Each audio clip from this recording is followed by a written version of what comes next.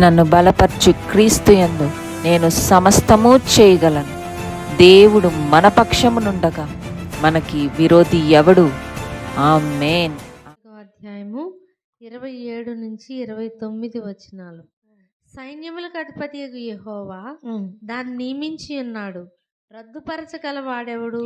బాహువు చాచినవాడు ఆయనే. దాన్ని త్రిప్పగలవాడెవడు? రాజైన ఆహాజు మరణమైన సంవత్సరమున వచ్చిన దేవోక్తి, ఫిలిష్తియా, నిన్ను కొట్టిన దండము తుత్తనీయులుగా విరవబడినని అంతగా సంతోషింపకము. సర్పబీజము నుండి మిడునాకు పుట్టును, దాని ఫలము ఎగురు సర్పము. ఇక్కడ చూడండి, ఇంకొక వచనం కూడా ముందుగా చదువుకుంటే, సర్వలోకమును గూర్చి నేను చేసిన ఆలోచన ఇదే. హల్లెలూయా. ఏంటంట? సర్వలోకమును గూర్చి నేను చేసిన ఆలోచన ఇదే. ఎవరు చెప్తున్నారు? స్వయంగా యెహోవా దేవుడు. తండ్రి చేత ఆశీర్వదింపబడిన వారు, తండ్రి చేత సిద్ధపరచబడుతున్నవారు, వారికి సిద్ధపరిచిన సింహాసనములు పొందబోతున్నట్లుగా ఇవన్నీ మనం చూస్తూ ఉన్నాం. అలా ఇప్పుడు తండ్రి చేత జరిగిన ఆలోచన, ఇది ఎవరు చేసిన ఆలోచన? చూడండి, సర్వలోకమును గురించి నేను చేసిన ఆలోచన ఇదే. హల్లెలూయా. ఈరోజు ప్రభు మనతో సూటిగా మాట్లాడుతున్నారు. ఏమని? సర్వలోకం గురించి నేను చేసిన ఆలోచన ఇదే. ఏంటంట అది? అండ్ చూడండి, జనులందరి మీద చాపబడిన బాహు ఇదే. హల్లెలూయా. ఆకాశం నా సింహాసనం, భూమి నా పాదపీఠం అని చెప్పిన వాని యొక్క బాహు చాపబడి ఉన్నది. హల్లెలూయా. ఎంతమంది నమ్ముతున్నారు? హల్లెలూయా. మీరు అనుభవిస్తారు. మీరు ఆయన ప్రజెన్స్ని లిటరల్గా అనుభవిస్తారు మీరు ఈ సంవత్సరం. ఎందుకంటే ఆయన చాలా పవర్ఫుల్గా కదలబోతున్నారు. ఎంత పవర్ఫుల్గా తెలుసా? పోరాటమెంత పెద్దదైనా విజయమంత గొప్పదేగా.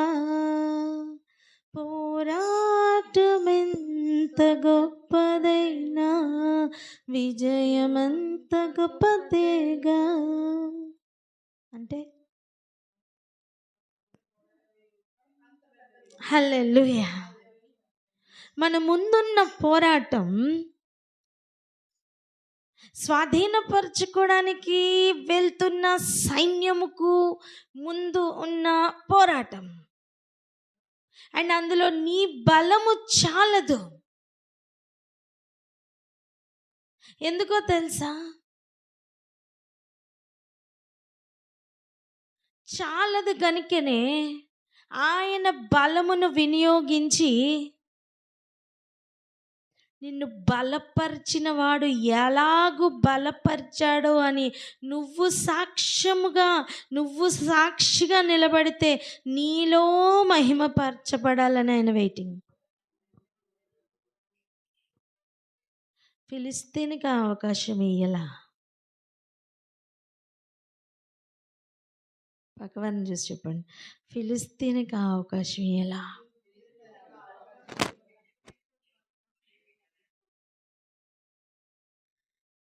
అసలు ఇక్కడ చూడండి, ఫిలిష్తియా ఏమని చెప్తున్నారు? నిన్ను కొట్టిన దండము తుత్తనీయులుగా విరవబడినని అంతగా సంతోషించకుము. ఒక జనాంగమును కొట్టడానికి దేవుడు వాడుతున్నది ఇంకొక జనాంగాన్ని. అలా ఆయన వాడిన దండం, ఆయన వాడిన ఇంకొక జనాంగం తుత్తనీయులుగా అయిందని నువ్వు సంతోషపడకు. ఎందుకట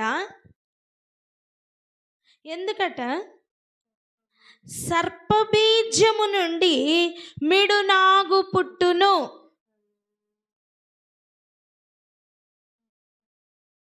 అంతేకాదు దాని ఫలం ఎగురు సర్పం.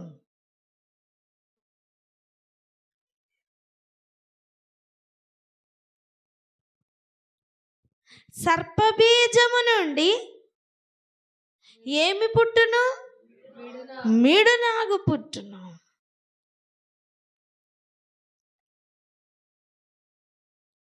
ఫిలిస్తీయని సంతోషపడద్దని చెప్పింది కారణం ఏంటో తెలుసా?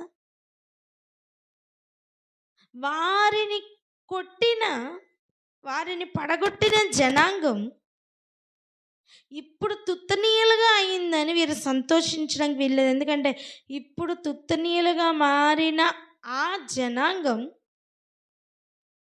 సర్పబీజంలో నుండి బయటికి వస్తున్న మిడునాగులతోనూ ఎగురుతున్న సర్పములతోనూ నిండి ఉన్నది.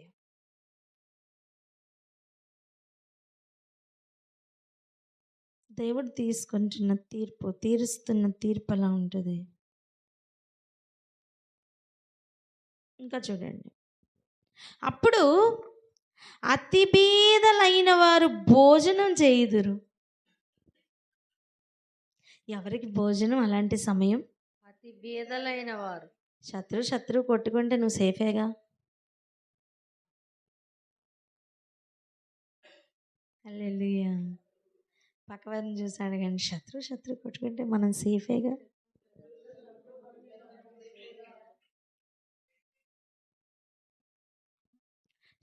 శత్రు ఇంతవరకు మిత్రులుగా కనిపిస్తున్నారేమో, వారి మధ్యన భయంకరమైన వైరం రాబోతుంది.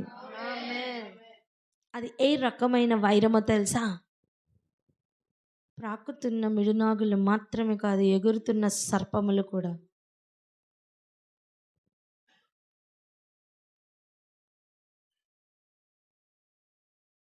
వారి విషం వారికే విషం.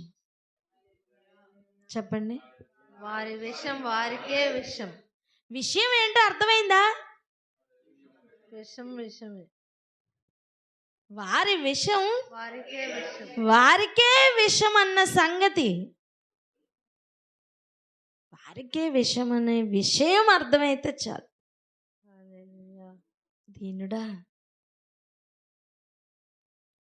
నీకు భోజనానికి ఏం తక్కువ లేదా? హల్లెలూయా. హల్లెలూయా. ఎవరు దీనుల వారు ధన్యులు. ఆమేన్. హల్లెలూయా. ఇంకా చూడండి, దరిద్రులు సురక్షితముగా పండుకొందురు. పాము తిరుగుతుండే ఎవరికండి నిద్ర ఉంటుంది?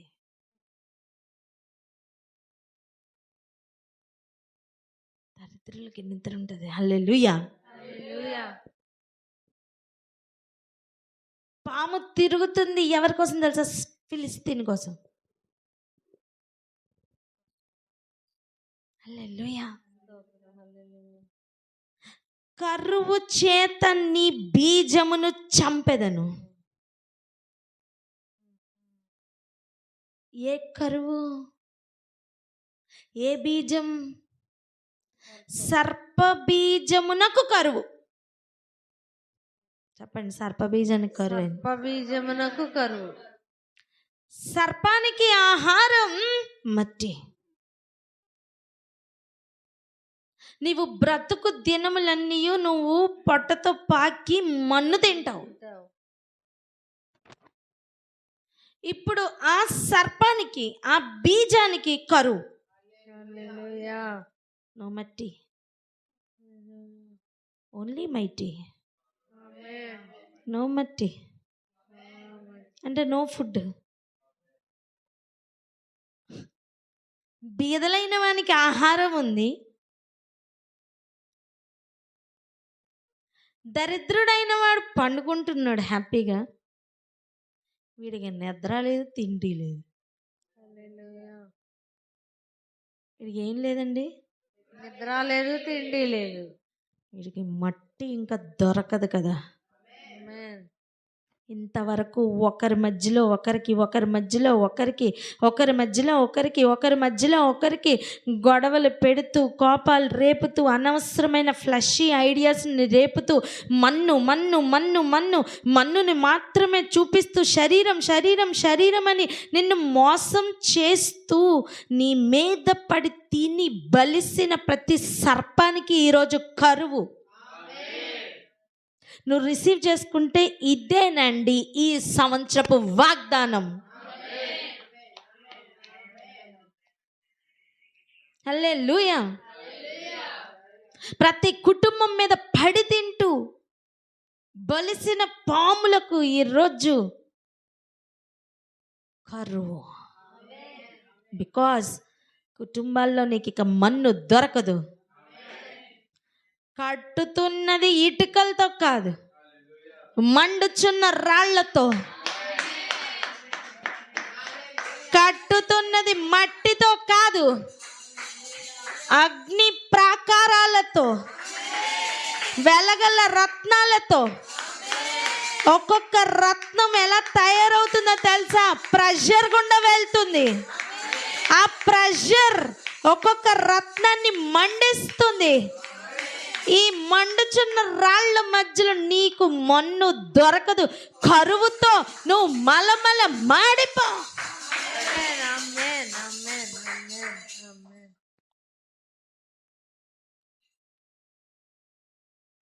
బీదవానికి ఏంటి? బీదవానికి వాడికి అసలు భోజనమే లేదు, వాడికేమో ఫుల్ కరువు, నీకు మాత్రం ఫుల్ భోజనం. శరీరానికి నువ్వు భోజనం పెట్టలేదు కదా, అందుకే నీ ఆత్మకు ఫుల్ భోజనం. ఇంతవరకు అనుభవాలు వేరు. ఎంతవరకు నువ్వు ఆత్మకి కరువు కలిగించావు, శరీరానికి పుష్టి కలిగించావు. ఇక శరీరానికి నువ్వు కరువు కలిగిస్తావు, ఆత్మకి పుష్టి కలుగుతుంది.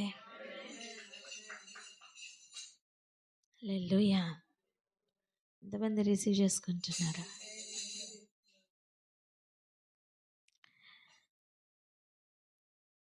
ఇక చూడండి, అది నీ శేషమును హతం చేయను. అది నీ శేషమును హతం చేయను. ఏది? కరువు. ఎవరి శేషం? సర్పము యొక్క శేషం. ఆల్రెడీ సర్పం తల 2000 సంవత్సరాల క్రితమే అవుట్. మిగిలి ఉన్న తోక ఇప్పుడు అవుట్.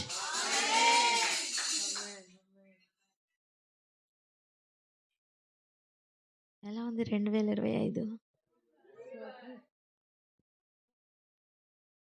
రాజులు మనకెవరు లేరు, శూరులు మనకెవరు లేరు. రాజులు మనకెవరు లేరు, శూరులు మనకెవరు లేరు. సైన్యములకు అధిపతి అయిన యెహోవా మన అండా. సైన్యములకు అధిపతి అయిన యెహోవా మన అండా. యుద్ధము యెహోవాదే, యుద్ధము యెహోవాదే, యుద్ధము యెహోవాదే, యుద్ధము యెహోవాదే. అపవాది అయిన సాతాను గర్జించు సింహము వలె వచ్చిన. అపవాది అయిన సాతాను గర్జించు సింహము వలె వచ్చిన. యూదా గోత్రపు సింహమైన యేసు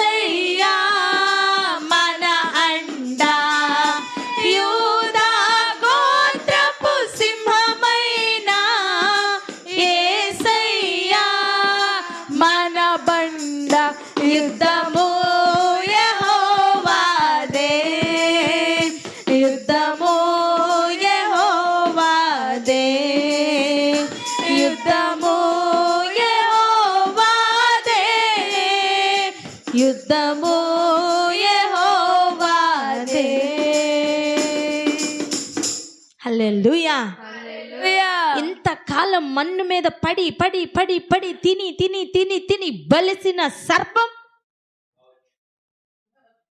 ఆకలితో ఉంటే ఎలా ఎగురుతుంది?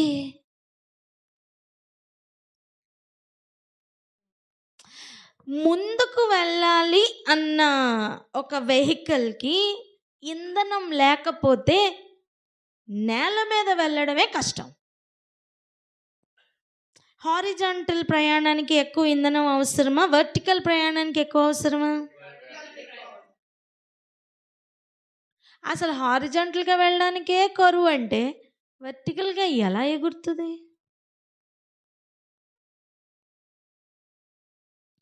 హారిజాంటల్గా ఒక చెట్టు వ్యాపించకుండా ఫలం ఎలా వస్తుంది?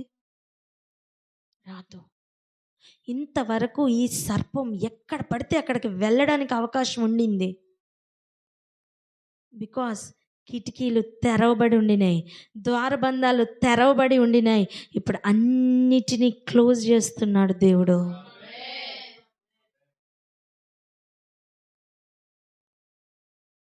కొంచెం గ్యాప్ దొరికితే చాలు వచ్చి సెటిల్ అవుతాడు. గ్యాప్ లేదని చెప్పండి. హల్లెలూయా. హల్లెలూయా. నో గ్యాప్స్ అని చెప్పండి. No gaps. భార్య భర్తకి మధ్యలో నో గ్యాప్స్. భార్య భర్తకి మధ్యలో నో గ్యాప్స్. పిల్లలకి తల్లిదండ్రులకి మధ్యలో గ్యాప్ లేదు.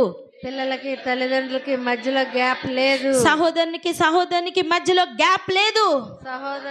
సహోదరునికి మధ్యలో గ్యాప్ లేదు. ప్రేమయే అగ్ని అయి మండుతూ ఉంది. ప్రేమయే అగ్ని అయి మండుతూ. హల్లెలూయా. హల్లెలూయా. హల్లెలూయా. హల్లెలూయా. ఈ సంవత్సరం ఇలా ఉండబోతుంది. ఆమేన్. హల్లెలూయా. ఆమేన్. ఇక్కడ ఆగి ఒకసారి ప్రార్థన చేసుకుందాం. రిసీవ్ చేసుకున్న వారు ఎవరైనా ఒకరు ప్రార్థన అందుకోండి. అందరం ఏకీభవిద్దాం.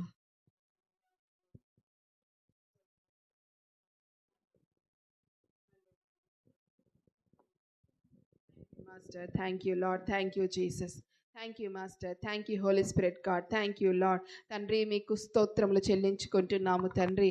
ఇదిగో అయ్యా ప్రభువా, ఈ నూతన సంవత్సరపు వాగ్దానమును బట్టి మీకు వందనాలు, స్తుతి స్తోత్రములు చెల్లించుకుంటున్నామయ్యా. ఇదిగో తండ్రి నాయన, ఆ సర్పమునకు కరువు మీరు డిక్లేర్ చేసి ఉండగా అయ్యా మీకు స్తోత్రములు చెల్లించుకుంటున్నామయ్యా. మీకు స్తోత్రము తండ్రి. ఇదిగో నాయన ప్రభువా, అయ్యా బీదలకు మీరు ఆహారం సిద్ధపరిచి ఉండగా మీకు స్తోత్రములు తండ్రి. దరిద్రులకు నెమ్మదికరమైన తండ్రి నాయన నిద్రనిచ్చి ఉండగా మీకు స్తోత్రములు చెల్లించుకుంటున్నామయ్యా. ఇదిగో తండ్రి నాయన, ఈ గ్యాప్లోనే ప్రభువా యేసయ్యా తండ్రి నాయన, సర్పమునకు పూర్తిగా తండ్రి నాయన కరువుని ఇచ్చినందుకు మీకు స్తోత్రములు చెల్లించుకుంటున్నామయ్యా. వాడికి ఎక్కడ కూడా ఏ విధమైన కూడా ఆహారము లేకుండా మీరు తండ్రి నాయన పూర్తిగా నిషేధించినందుకు మీకు స్తోత్రములు చెల్లించుకుంటున్నామయ్యా. ఇదిగో తండ్రి నాయన, అయ్యా హారిజాంటల్గా వెళ్ళలేని వాడికి వర్టికల్గా అయ్యా ఇదిగో తండ్రి 3వ వంతు నక్షత్రం పడదోస్తానని పలికిన వాడి యొక్క తంత్రములన్నీ ఈ దినం మీరు కొట్టివేసినందుకు మీకు స్తోత్రములు చెల్లించుకుంటున్నామయ్యా. ఇదిగో తండ్రి నాయన ప్రభువా యేసయ్యా, మేమందరము తండ్రి నాయన ప్రభువా వాగ్దానమును రిసీవ్ చేసుకొని తండ్రి నాయన, ఇదిగో ప్రభువా తండ్రి అయ్యా మీరు తండ్రి నాయన యేసయ్య పోరాటము ఎక్కువే విజయము కూడా ఎక్కువే అన్నారు తండ్రి నాయన. ఇదిగో ప్రభువా విజయముని ఇస్తుండగా ఆ నిరీక్షణతో తండ్రి నాయన నూతన బలం పొందుకున్న వారమై ధరించుకున్న వారమై తండ్రి బలముగా తండ్రి నాయన ముందుగా సాగుటకు నాయన ప్రభువా మీరు మా ముందు తండ్రి నాయన అగ్ని జ్వాలగా మీరు నడుస్తుండగా మీకు స్తోత్రములు చెల్లించుకుంటున్నాం ప్రభువా. ప్రతి ఒక్కరము తండ్రి రిసీవ్ చేసుకుంటున్నాము తండ్రి. ఎస్ లార్డ్, మేమందరము తండ్రి నాయన స్వీకరించుకున్నామయ్యా. మీరు మా ముందు నడుస్తూ ప్రభువా యేసయ్య తండ్రి నాయన మమ్మను ప్రభువా యేసయ్య తండ్రి నాయన అయ్యా యుద్ధ శూరులుగాను తండ్రి నాయన గొప్ప సైనికులుగా మీరు చేస్తుండగా తండ్రి నాయన ముందున్న దినములన్నీ క్రీస్తుకు సమర్పణగా తండ్రి నాయన ఒక జీవితం మాకు అందరికీ అనుగ్రహించి ఉండగా పోరాటం మాకు నేర్పిస్తూ ఉండగా ప్రభువా విజయమును మాకు ఇస్తుండగా మీకు స్తోత్రములు చెల్లించుకుంటూ యెహోవా యొక్క హస్తము ఆ యొక్క బాహువు యొక్క అనుభవం మేము అందరము రుచి చూచి నాయన ప్రభువా అను దినము తండ్రి నాయన మీకు కృతజ్ఞతాస్తులు చెల్లించుకుంటూ నాయన ప్రభువా మేము స్తుతిస్తూ తండ్రి కుటుంబాలుగా తండ్రి మాకు ఎవ్వరికి కూడా తండ్రి మా మధ్య ఏ గ్యాప్స్ లేకుండా తండ్రి కుటుంబాలుగా సహోదర ప్రేమతో తండ్రి నాయన కేవలం మా మధ్య ప్రేమ మాత్రమే ఏలుబడి చేస్తూ నాయన ప్రభువా నీ యొక్క బిడ్డలుగా నిజమైన తండ్రి నాయన సైనికుల వల్ల మమ్మల్ని అందరినీ ప్రభువా ఆశీర్వదిస్తూ ఆశీర్వదిస్తూ వాగ్దానం ఇచ్చిన ఆయన స్థిరపరుస్తూ మమ్మల్ని నడిపిస్తున్నందుకు మీకు వేలాది కోట్లాది కృతజ్ఞతాస్తులు చెల్లించుకుంటూ యేసునామమున ప్రార్థించి పొందుకొని ఉన్నాం తండ్రి. ఆమేన్. ఆమేన్. హల్లెలూయా. ఆదికాండం 26వ అధ్యాయం మొదటి నుండి. అబ్రహాము దినముల్లో వచ్చిన మొదటి కరువు కాక మరి ఒక కరువు ఆ దేశంలో వచ్చెను. అప్పుడు ఇస్సాకు గెరారులోనున్న ఫిలిస్తీయుల రాజైన అబీమెలెకు నద్దకు వెళ్ళాను. ఏ రాజండి? ఫిలిస్తీయుల రాజు. ఆ సమయం యెహోవా అతనికి ప్రత్యక్షమై,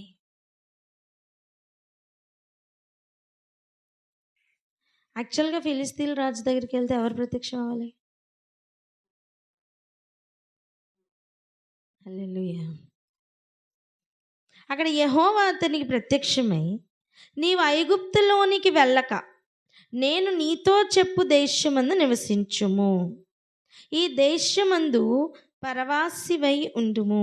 నేను నీకు తోడై ఉండి నిన్ను ఆశీర్వదించెదను. ఏలయనగా నీకును నీ సంతానమునకును ఈ దేశములన్నీ ఇచ్చి నీ తండ్రి అయిన అబ్రహాముతో నేను చేసిన ప్రమాణము నెరవేర్చి ఆకాశ నక్షత్రముల వలె నీ సంతానమును విస్తరింపచేసి ఈ దేశములన్నీ నీ సంతానమునకు ఇచ్చెదను. హల్లెలూయా. అర్థమవుతుందా? ఆకాశ నక్షత్రముల వలె తరం వెంబడి తరం గడుస్తున్నప్పుడు దేవుడు అబ్రహాంకి ఇచ్చిన వాగ్దానం నెరవేర్చుకోవడానికి జ్ఞాపకం చేస్తున్నారండి.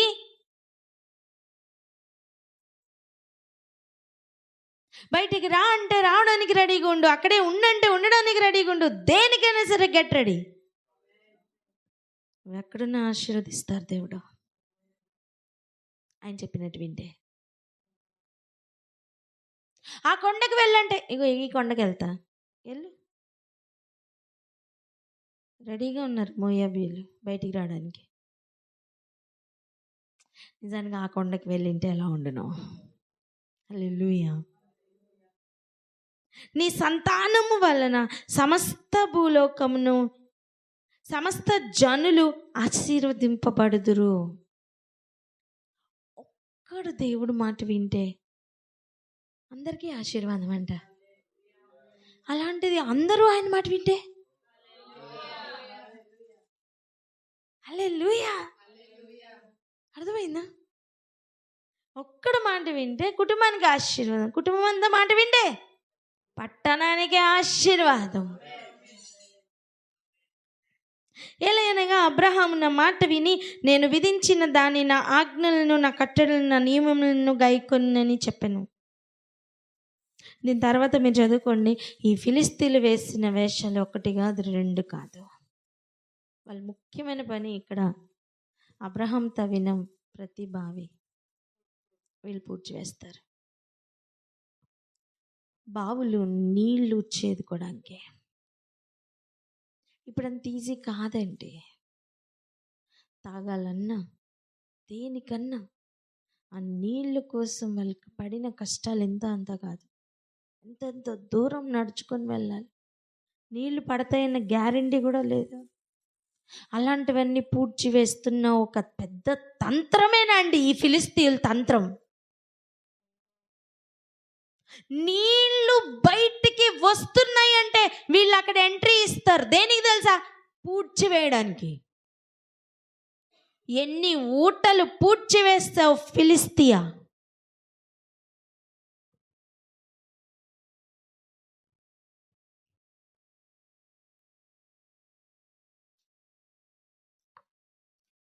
గ్రహించువారు గ్రహించుదురుగాక. రండి యెషయాకి 14:31. గుమ్మమా ప్రలాపింపుమి, పట్టణమా అంగలార్పుమి. ఎవరిది? ఫిలిస్తియా. నీవు బొత్తిగా కరిగిపోయి ఉన్నావు. దేవుడు పగ తీర్చుకుంటున్నారు. నీ ప్రమేయం ఏం లేదు. గోషెను దేశంలో ఫుల్ అన్నీ ఉన్నాయి. వెలుగుంది, నీళ్లున్నాయి, అన్నీ ఉన్నాయి, జీవం కూడా ఉంది. ఐగుప్తులో మాత్రం రక్తం, చీకటి, మొదటి సంతానం ఒకటి. ఇంకా బోల్డ్ లిస్ట్. అవునా? సేమ్ ఎగ్జాక్ట్గా అలాగనే ఫిలిస్తియాకి మొత్తం. కానీ అక్కడే ఉన్న బీదలకి, అక్కడే ఉన్న దరిద్రులకి, వీళ్ళు బీదలు కానీ దరిద్రులు కానీ ఎందుకు అయ్యారో తెలుసా? వాళ్ళు ప్లే చేస్తున్న తంత్రాల వల్ల. నీకు ఊటలు లేకుండా పూడ్చి వేస్తారు. నువ్వు అడుగు పెడుతున్న ప్రతి స్థలాన్ని పాడు చేస్తూ ఉంటారు. ఫిలిస్తీయుడు, నీ ఫ్లరిష్మెంట్ వాడికి ఇష్టం ఉండదు. ఫిలిస్తీయుడు, నీ తాతల బావి ఆడు పూడ్చి వేస్తాడు. ఫిలిస్తీయుడు.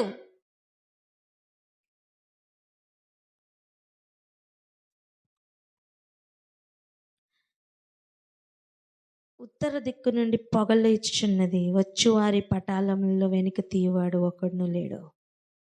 జనముల దూతకి ఇవ్వవలసిన ప్రత్యుత్తరం ఏది? యెహోవా సియోనును స్థాపించియున్నాడు. హల్లెలూయా. ఇంకేం కావాలండి? ఇంకేం కావాలి అసలు?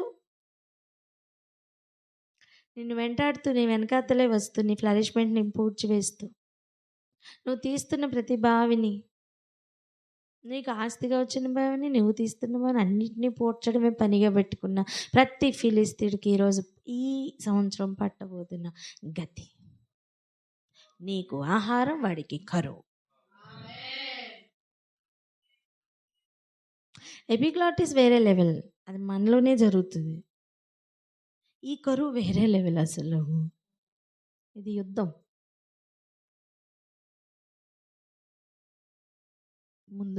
ముందుకు వెళ్ళడానికే వాడికి శక్తి చాలదు. ఎందుకు? మన్ను లేదు. ఇంకేమి ఎగురుతాడు? ఏ తోక నక్షత్రాన్ని ఆపగలడు? మీరు గమనించారా? నిన్న ప్రాక్టికల్గా ఒక స్టోరీ, ఈరోజు మొత్తం థియరీ.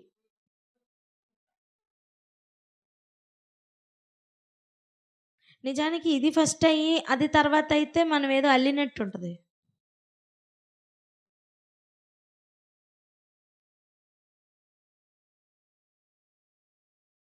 ఊహా చిత్రాలు కాదు నాన్న ఇవి. ఆయన పవర్ ఎంతో తెలుసా? ఆయన వినియోగిస్తున్న పవర్ ఏంటో తెలుసా? నువ్వు భూమి మీద ఉన్నావు, నువ్వు భూమి మీద నుంచి ఇక్కడ కీ ఓపెన్ చేస్తే పరలోకంలో కీ ఓపెన్ అవ్వాలి కదా. నీ చేతికి ఇచ్చిన కీ స్పిరిట్ రెల్మ్లో, దాని మొదలు నీ దగ్గర ఉంటుంది, దాని కొన పరలోకంలో ఉంటుంది.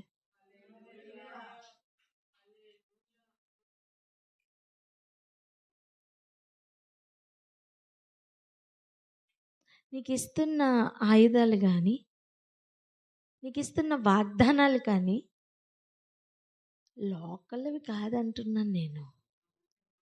హల్లెలూయా. ఎంతమందికి అర్థమవుతుంది?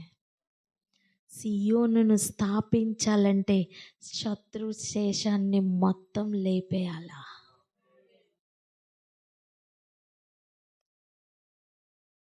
యుద్ధం ఎవరిది? ఇంకొక మాట చదువుకుందాం. ఆయన జనులలో శ్రమ నొందిన వారు దానిని ఆశ్రయింతురు అని చెప్పవలెను. హ్యాపీ న్యూ ఇయర్ అక్క.